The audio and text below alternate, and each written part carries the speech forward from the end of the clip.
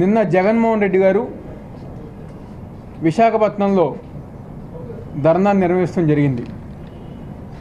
నిన్న ఆయన చేసిన ఆరోపణలన్నీ గారు మనం కనుక చూసుకుంటే 2014లో విశాఖపట్నం పార్లమెంట్లో ఆయన తల్లిగారు విజయమ్మ గారు పోటీ చేస్తడం జరిగింది. దాదాపుగా 1,00,000 పైచిలకు ఓట్లతో ఆమె ఓడిపోవటం గారే జరిగింది. ఆయన తల్లిగారిని ఓడించారనే కోపంతో, దురుద్దేశంతో ఈ యొక్క తెలుగుదేశం పార్టీ ప్రభుత్వం మీద ఆరోపణ చేయాలని చెప్పిన నెపంతో ఈరోజు విశాఖపట్నానికి దేశంలో ఉన్న బ్రాండ్ ఇమేజ్ని దెబ్బతీయాలనే ఆలోచనతో వైఎస్ జగన్మోహన్ రెడ్డి గారు వ్యవహరిస్తున్నారని చెప్పి ఈరోజు సందర్భంగా చెప్పదలుచుకున్నాను.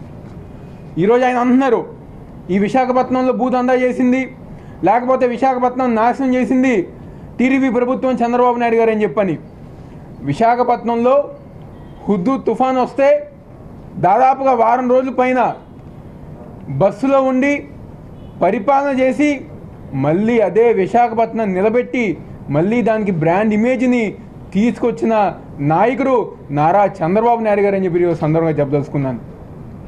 ఈరోజు మాట్లాడుతూ అంటున్నారు యువ నాయకుడు మంత్రి నారా లోకేష్ గారి మీద మాట్లాడితే ఆయన కానివ్వండి, ఆయన భజన పరులు కానివ్వండి, ఎవరైతే ఆయనతో పాటు కేసులో ఉన్నారో విశాఖపట్నం అని చెప్పని మాట్లాడుతున్నారు. నారా లోకేష్ గారికి వాటా ఉంది, లేకపోతే ఆయన మీద అవినీతి ఆరోపణలు చేస్తున్నారు. ఈరోజు నారా లోకేష్ గారు దాదాపుగా 3 సార్లు నీకు సవాల్ విసిరారు. నా మీద చేసిన ఆరోపణలు నిరూపించమని చెప్పని 3 సార్లు నీకు సవాల్ విసిరారు. మళ్ళీ నిన్నగారే నీకు మరొకసారి సవాల్ విసిరారు. నీకు దమ్ము ధైర్యం ఉంటే మాట్లాడతావు, మరొక తెప్పం వెన్ను చూపం అని చెప్పని. నువ్వు నిజంగా మాట మీద నిలబడే వ్యక్తివైతే, దమ్ము ధైర్యం సత్తా నీలో ఉంటే నారా లోకేష్ గారు చేసిన ఛాలెంజ్ నువ్వు యాక్సెప్ట్ చేయి, ఆయన మీద చేసిన ఆరోపణలు నువ్వు నిరూపించు అని చెప్పని ఈరోజు యొక్క సందర్భంగా నేను మీ అందరిగా చెప్పదలుచుకున్నాను.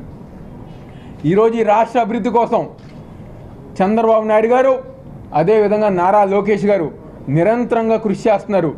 నిన్న నువ్వు పెట్టిన ధర్నా, ఒక పక్క చంద్రబాబు నాయుడు గారు ఈ రాష్ట్రం కోసం ఎన్నో వేల మంది యువకులకి ఉద్యోగ అవకాశం కల్పించాలని చెప్పని చిత్తూరు జిల్లాలో సిలికాన్ కంపెనీతో టైఅప్ అయ్యి ఎంతోమందికి ఉద్యోగాలు కల్పించాలని చెప్పని ఆయన ప్రయత్నం చేస్తుంటే, మరొక పక్క ఎవరైతే పెట్టుబడులు పెట్టారో, పెట్టబోతున్నారో, దేశ విదేశాల నుంచి కంపెనీలు వస్తున్నాయో వాళ్ళని భయప్రాంతం చేసే విధంగా, వాళ్ళని దూరం చేసే విధంగా మరో పక్క నువ్వు ఇంకొక ప్రాంతంలో ఇక్కడ ఈ రాష్ట్రంలో భూదందాలు జరుగుతున్నాయని చెప్పని ఆరోపణ చేసి పెట్టుబడులు పెట్టే వాళ్ళని దూరం చేసే విధంగా నువ్వు వ్యవహరిస్తున్నావు. అదేవిధంగా ఆంధ్రప్రదేశ్కు ఉన్న ఇమేజ్ని, విశాఖపట్నం ఉన్న బ్రాండ్ ఇమేజ్ని నువ్వు నాశనం చేసే విధంగా వ్యవహరిస్తున్నావు. ఈ యొక్క మాటలు విశాఖపట్నం ప్రజలు నమ్మరు. రేపు రాబోయే రోజుల్లో నువ్వు పోటీ చేసినా, మళ్ళీ మీ తల్లిగారు మళ్ళీ పోటీ చేసినా అదే 1,00,000 తేడాతో ఓట్లతో ఓడిపోతారని చెప్పి ఒక సందర్భంగా చెప్పదలుచుకున్నాను. ఈరోజు నువ్వు మాట్లాడుతున్నావు తిన్నదంతా కక్కిస్తాం, మేము రాగానే లోపలికి పంపిస్తామని చెప్పని. నువ్వు లోపలికి వెళ్ళే రోజులు, నువ్వు తిన్నంత కక్కే రోజులు దగ్గరకు వచ్చాయని చెప్పని ఈరోజు సందర్భంగా మీ అందరం కదా చెప్పదలుచుకున్నాం. అదేవిధంగా రాబోయే రోజుల్లో విశాఖపట్నం ప్రజలు నిన్ను నమ్మే పరిస్థితి లేదు. మళ్ళీ తెలుగుదేశం పార్టీ అధికారంలోకి రాబోతుంది. నువ్వు చేసిన అవినీతి కానివ్వండి, ఎప్పటి నుంచో చేసిన అవినీతి కానివ్వండి, 1,00,000 కోట్లు దోచుకున్నావు, ఏదైతే దోచుకున్నావో అవన్నీ గారు బయటపడే రోజులు వస్తాయని గారు సందర్భం చెప్పిన. నిన్న నీ ముందే ఖాదర్ బాషా అని చెప్పని ఒక ఆయన ఎక్స్ సర్వీస్ మ్యాన్ నీ ముందే చెప్పారు, 2005, 2009లోనే నా భూమిని కాజేశారని చెప్పని ఈరోజు నీ ముందే చెప్పడం జరిగింది. నీ పక్కన ఉన్న బొత్స సత్యనారాయణ గారి తమ్ముడి పేరు మీద రిజిస్ట్రేషన్ భూములు ఉన్నాయి కాబట్టి నీ పక్కన ఉన్న మాఫియానే విశాఖపట్నంలో భూదందాలు చేసిన ఘనత నీది, నీ పక్కన ఉన్న మాఫియాదని చెప్పి ఈరోజు సందర్భంగా చెప్పదలుచుకున్నా. మరీ ముఖ్యంగా మరొక పార్టీ, ఒక సామెత ఉంది, శతకోటి లింగాల్లో ఒక బోడి లింగం అని చెప్పని కాంగ్రెస్ పార్టీ గారు ఈరోజు అదే విధంగా వ్యవహరిస్తుంది. ఆయనకి ఆ పార్టీకి జనాలు లేరు, కార్యకర్తలు లేరు. ఒక పక్క రాహుల్ గాంధీ గారు విదేశాలు యాత్రలు చేస్తూ నిద్రపోతున్నారు.